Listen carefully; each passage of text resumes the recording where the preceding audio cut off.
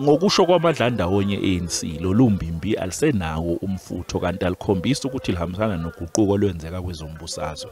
I-Cosatu kanye ne-SACP bafuna ukuthi kuxhunywane nabo uma sekwenziwa izinguquko kukhabhinethi likazwelonke, hhayi ukuthi umengameli we-ANC uCyril Ramaphosa ayithathe yedwa izinqumo. This process of the renewal will be incomplete without the reconfiguration of the alliance, because the reconfiguration of the alliance itself, without it, the prosecution of the National Democratic Revolution will be weakened.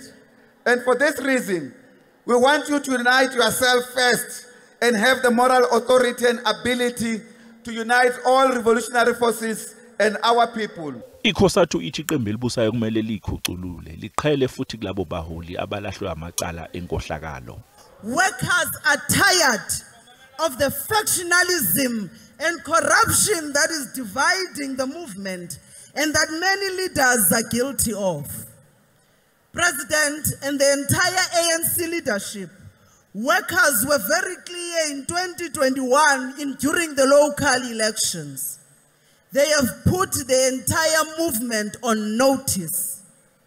Workers are saying to the ANC today, dismantle the factions, remove incompetent deployees, unite the African National Congress and rebuild its structures. Kulamasonto ezayo umengameli uCyril Ramaphosa uzokwenza izinguquko kukhabhinethi lakhe kanti umbimbi lwe-ANC luthi lifuna ukuthi libe nombono ngokuthi obana abazosala nabazohamba kongqongqoshe.